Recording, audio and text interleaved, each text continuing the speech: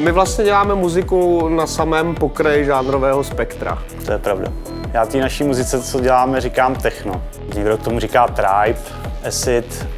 Liveset je reprodukovaná muzika, hraná živě, takže vlastně ten performer dává dokupy kusy muziky a dává to do nějakého celku, který může prezentovat na té akci. Náš liveset je jako kterýkoliv jiný liveset. Je to víceméně písnička rozložená na jednotlivé elementy. Nejblíž je k tomu takový jako zvukařský pult kapely během koncertu. No, máte jako prostě kopák, hajtku, virbl, kytaristu, ožralej klávesák. Jo, prostě všichni jsou tam na tom pultu rozsegmentovaný a my díky jako analogovým nějakým jako přístrojům můžeme jako ovlivňovat jejich průběh dle nálady na tanečním parketu.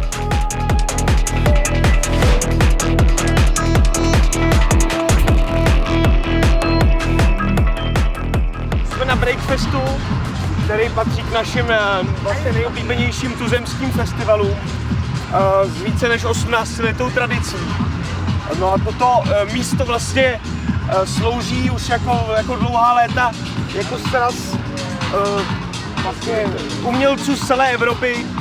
Převážně je to tady postavené na dědictví anglických DJs a hudebníků, který sem vlastně soundsystémovou kulturu přivezli v 90. letech. Akce je organizována naším jako přátelným soundsystémem Mayapur. A my tady dneska večer, vlastně asi ve 3 hodiny ráno, zahrajeme s Adamem Mandalem Double Live Set.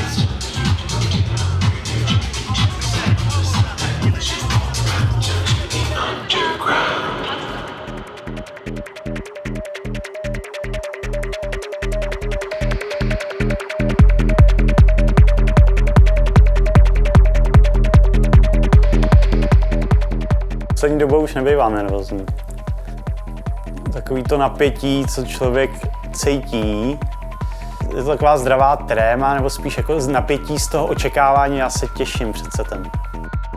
Já mám určitě trému, ale je to takový příjemný jako šimrání kdesi jako v žaludku, který člověka vyburcuje k výkonu. Jo. Jako zavalí mě takový jako pocit zodpovědnosti za ten stav těch tanečníků.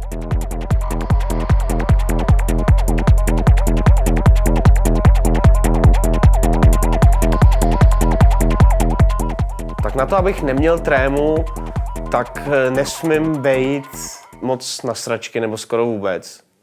Jako jsem trošku zulenej, měl jsem pár panáků, pijeme tady vlastně s panem kameramanem slivovici. Já jako často úplně střízavý nejsem, ale samozřejmě člověk nesmí být úplně na sračky, protože pak by byl základní problém si ten gír celý zapojit.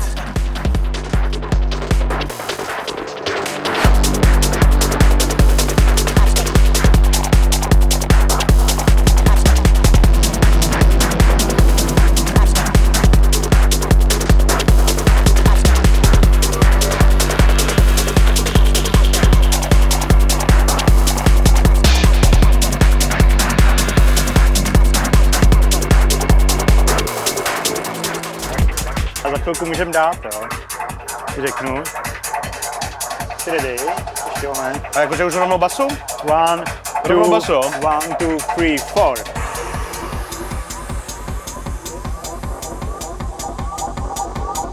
To by bylo fajn, kdyby nám tady ten přechod vyšel, no, takhle.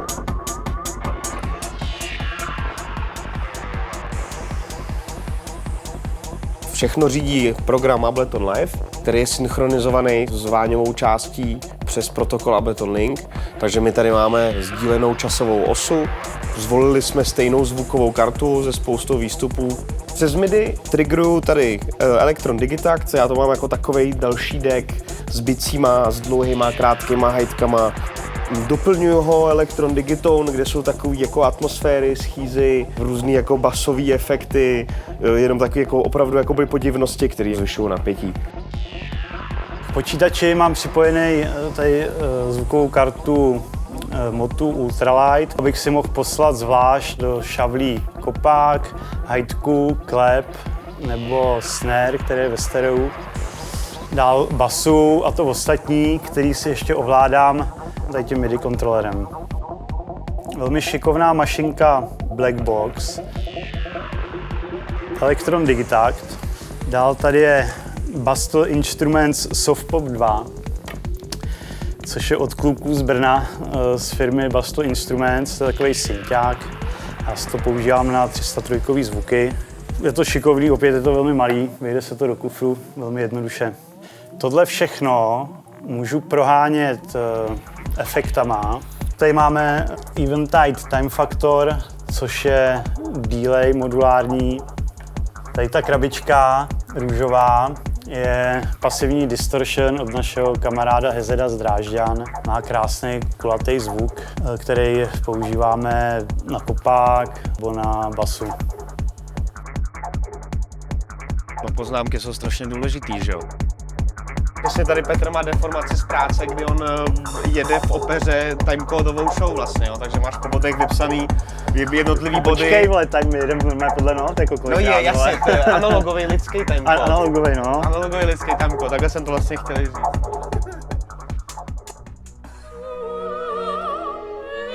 Ve státní opeře pracuji jako zvukař, takže vlastně jsem furt ve zvuku, jo, v tom ponořenej. No. Když na to přijde, tak občas některé desky jsme ji poslouchali přímo ve studiu státní opery, což je super, takže tím děkujeme státní opeře za tady tu příležitost. Živí mě hudba. Jo, já dělám ve firmě, která sem dováží světelnou a zvukovou techniku. V rámci toho děláme hodně marketingu, natáčíme videa, píšeme texty, prodáváme techniku a vybavení, takže se s tím samozřejmě člověk musí naučit, aby to mohl efektivně prodat. Děláme workshopy, je to taková jako rozličná práce. Další věc, kterou ještě jako děláme, je taková jako grafika na volné noze. Všechno to ale víceméně souvisí s hudbou, jo? Od letáků na akce po grafiky na naše jako desky. Já jsem ten první obrázek naloženýho zemi v tom takovou podivném inkubátoru udělal vlastně na cestách v Kolumbii. To bylo první, jenom tohle. Jenom tohle. Konec, jako. Jenom ten konec byl jakožto reakce na nějaký bonmoty, který zrovna byly jako vypouštěný v éteru, a potom vlastně, když jsem se vrátil, tak si přišel s tím nápadem, že bychom udělali jako Zemantek. Jsem vlastně v poslední době zalíbil třeba jak měl projev ve sněmovně, kde jako krkal, takže z toho krkance jsem udělal basu. A tak vlastně jsem zmutoval ty jeho slova do nových jako acidových zvuků. Takhle vypadá ten Zemanův track v Abletonu a jeho legendární krk, z kterého jsem si udělal fajné basičku.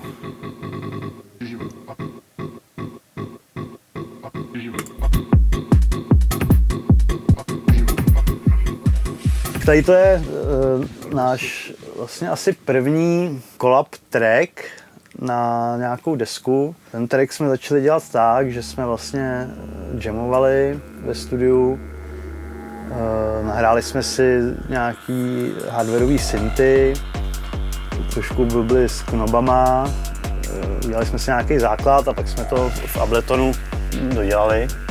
Tady ty společní tracky s Timem se vyznačují tím, že jsou většinou komplikovanější, než věci dělám já. Často mám problém se v tom vyznat, když mi Timmy vrátí ten track z jeho příspěvku ze studia. No a tady je více jak 20 let mojí technohistorie z DCT Records.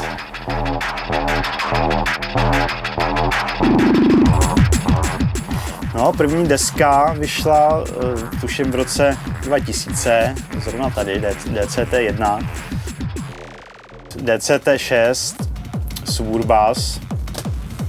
No, Joel, já mám pocit, že tady na té desce zrovna je to jeho první deska s digitálníma trackama z počítače, protože on dřív produkoval desky na mašinách, stejně tak jako teď hraje.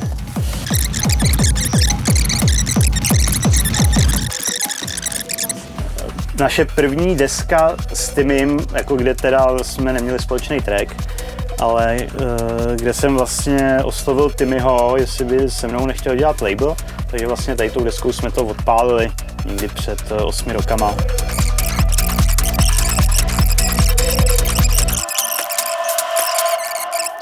Tady ta deska, to je limitovaná edice, s Timem jsme udělali s potištěným takhle obalem na sítotisku, vyšlo jich jenom 300 a je to vlastně záznam našeho livesetu. Tady vlastně sítotisková grafika, vlastně z mojí dílny. Původně jsme si řekli, že to jako normálně natiskneme, ale nedošlo nám, že jsme zvolili povoskovaný povrch obalu, takže nám to z toho slezlo. Takže tady vidíte testovací kousek. Posléze jsme usoudili, že potřebujeme víc toxický svinstvo, který na tom bude držet. Takže vlastně výsledek je tady a má se opravdu k světu.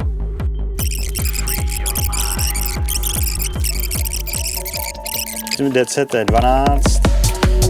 Tady ta fotka je z neblaze proslulýho CzechTechu 2005, kdy nás tam zmasakrovali policajti. A ještě než k tomu došlo, tak si tam náš kamarád takhle dělal forek o jednoho fízla, jako jestli otvírá pivo. No a pak jsme tam dostali teda hrozně přes držku. No. Tady máme Zemana i s komiksem hezkým. No a protože Zema přestal chlastat, tak jsme si řekli, že bychom mohli udělat radost. Takže jsme tady a přineseme mu desku. Já jsem se chtěl zeptat tady toho pána v typice, víš? Ale teď ale nesmím volit. No tak to je jedno, ne? Ale trošku se bojím toho pána s tím samotalem. Tak já se zeptám toho pána s tím samotalem. To je pan prezident dneska. To se nebude. To jsem mu tady nesl dárek. Nebo kde bychom ho mohli nechat aspoň. To se musíte obrátit na prezidentskou kancelář. A kde nejdeme na kancelář? Vlastně vstup je okolo katedrály a tam na tím schodiště. Jo, tak jdeme. Tak.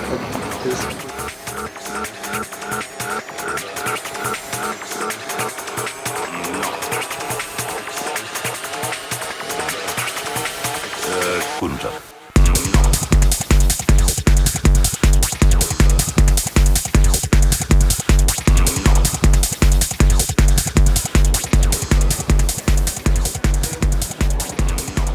Čekáme na paní z podatelny, která si snad od nás desku převezme.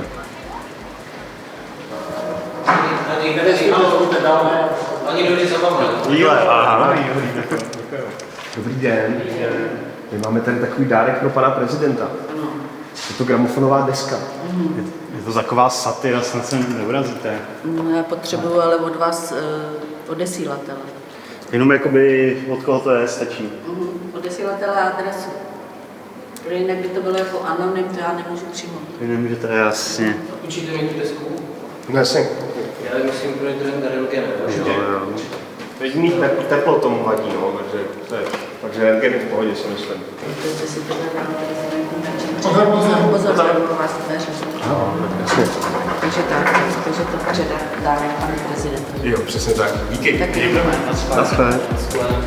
Oficiální předání vinylové desky DCT-14 panovi prezidentu republiky. Prošla rentgenem, zaměstnanci místní ostrahy zhodnotili, že tam není žádné nebezpečí, takže můžeme jít na pivo. Opět a milost.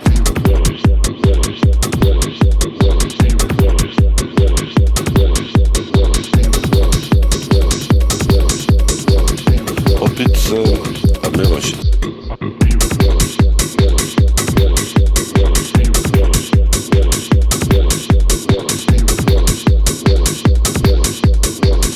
Opět a milost.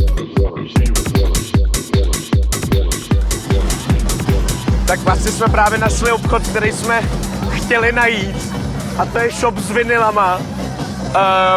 Asi jsou to kluci z Holandska, tak se s nimi zkusíme dohodnout, jestli by si od nás nevzali pár destiček tady naší voňavý český produkce.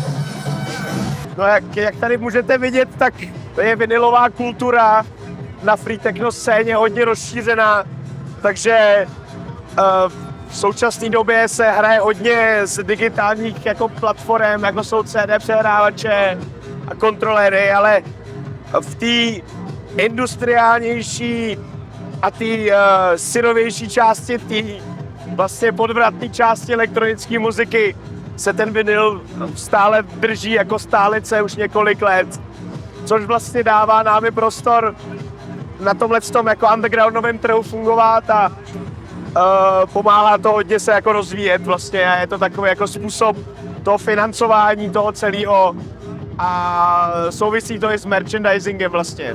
Takže se ti to podařilo udat jako celý. Jo. Takže jsme udali celou krabici. Takže už může mít kalet už.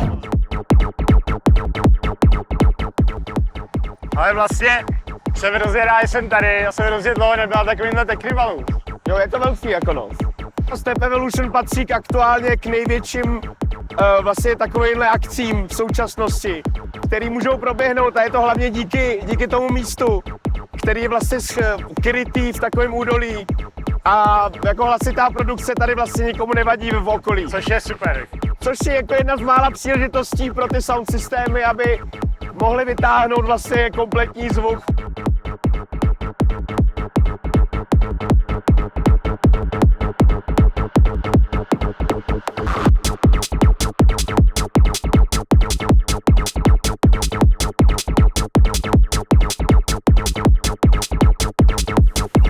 Pro mě techno je rituál.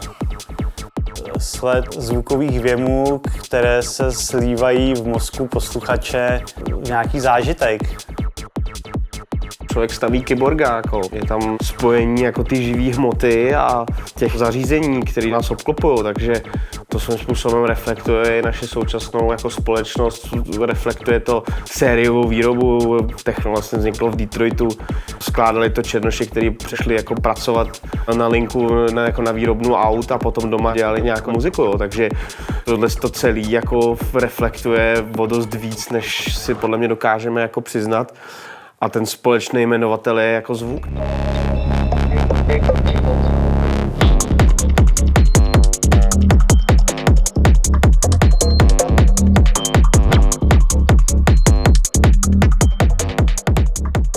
Společně nahráváme a děláme live set už od konce covidu, by se dalo říct, no. Takže 2 roky. Nápad dělat společný live set nevyšel ani z mojí, ani z Petrový hlavy, ale bylo to na základě požadavku Davida z Luxoru, jestli bychom nebyli schopni odehrát společný live set na jeho akci X Massacre. Jako mně to přišel docela dobrý nápad, protože už spolu dlouho jako děláme desky. Vlastně to bylo takový docela jako logický vyústění naší mnohaletý spolupráce, zkusit něco dohromady i na stage. No a pak shodou okolností ta akce vlastně ani neproběhla, takže my jsme místo X Massacru byli spousty festivalů a akcí během celého roku a na X Massacre jsme se dostali až s ročním zpožděním.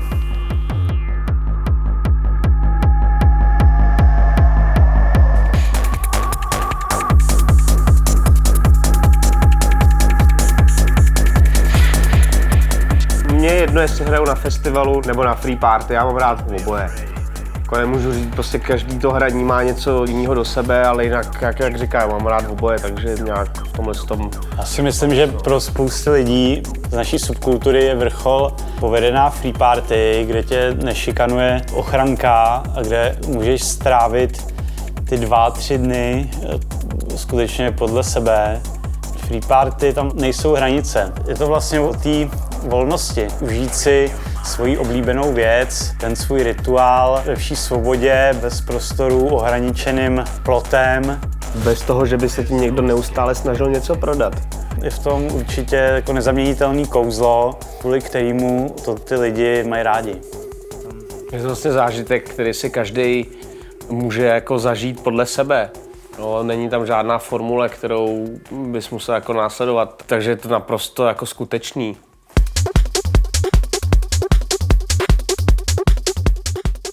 Jo, jako ten vlastně koncept je trošku odlišný. Na těch free party se smejvá ta hranice mezi tím performerem a účastníkem, kdy vlastně jakýkoliv návštěvník té free party může být zároveň performer.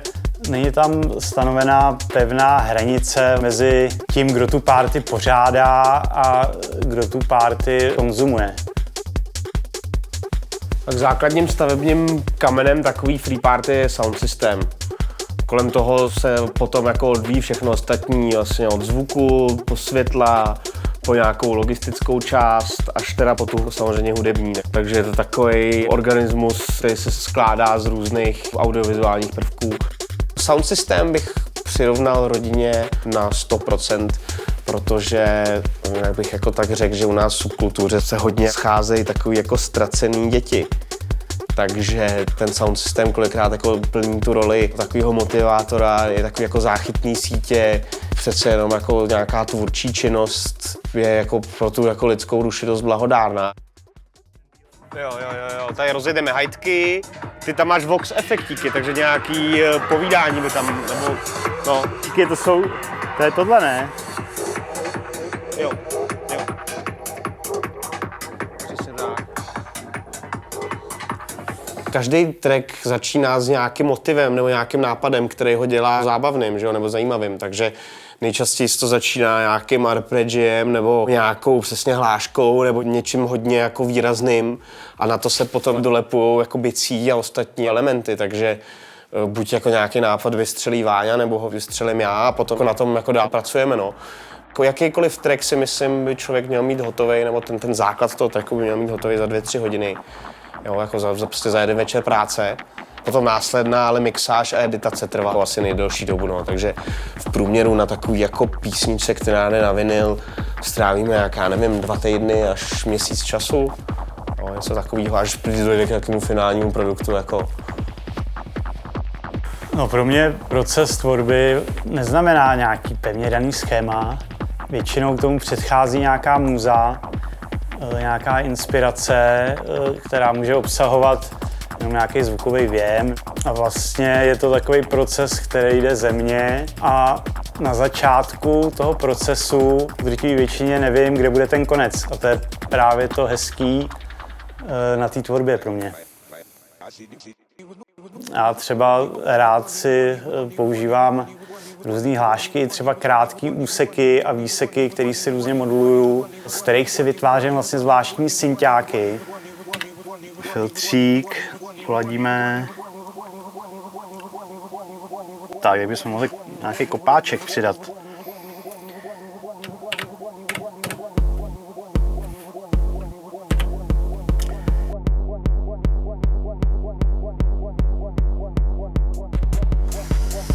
Jdeme. Pak mám tady ještě nějaký asi další, ještě přidáme zvuk.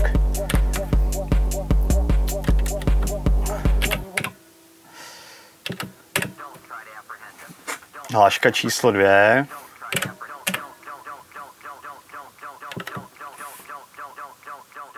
A jdeme. Tak a takhle máme vlastně nějaký základ, který pak můžeme použít buď do tracku nějakýho a pak ho zpracovat v Abletonu nebo do live setu, můžeme si s tím dělat vlastně, co chceme.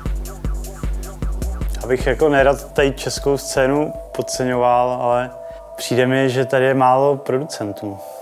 Je tady málo producentů, ale nejenom v té naší subkultuře, ale například i v drumbassu. Na obou rukou prostě člověk napočítá veškerou jako producentskou základnu a tak je to daný těma podmínkama, prostě máme tady dobrý pivo, hezký holky, jo, a to vlastně zabere už spoustu času, takže asi spoustu lidí to limituje, takže už jim nezbývá tolik času na produkci, což se dá jako pochopit, jo, ale i tak si myslím, že by se ty lidi mohli tady tomu víc věnovat, no. Tak hodně mě baví jezdit do Německa, takže konkrétně v Drážďanech máme základnu solidní. Super vibe v Itálii, ve Španělsku, jo, prostě to jsou jako země, které jsou opravdu srdeční a lidi tam opravdu umějí jako za to vzít. Samozřejmě jako nechybí ani Rakousko, Belgie, jo, Holandsko, to jsou prostě všechno. Neopomenul bych Francii, samozřejmě. Tam je scéna taky hodně velká. Francie je hodně jako dopředu, co se týká jako kultury, těch samotných akcí. Já musím říct, že vlastně většinu desek prodáme právě ve Francii. Kontrolní otázka, soudruži. Co udělá náš dobře známý samopal vzor 24, když ho ponecháme na větru a dešti? No?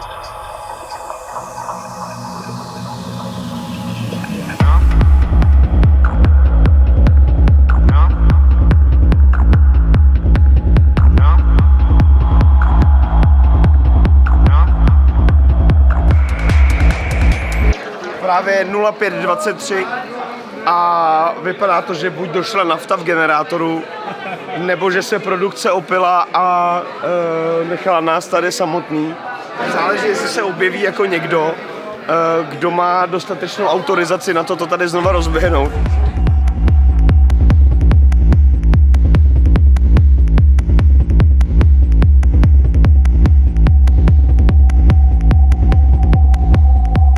Já osobně jsem aktivní v sound systému a je to pro mě jako, že jsi jako s přáteli venku v přírodě a u toho zažíváte spoustu jako dobrodružství a překonáváte jako jak technický, tak jako nějaký překážky. Je to vlastně celý neuvěřitelná jako zábava a pro mě jakoby těžko bych hledal něco jako zábavnějšího, co bych jako vlastně dělal. No.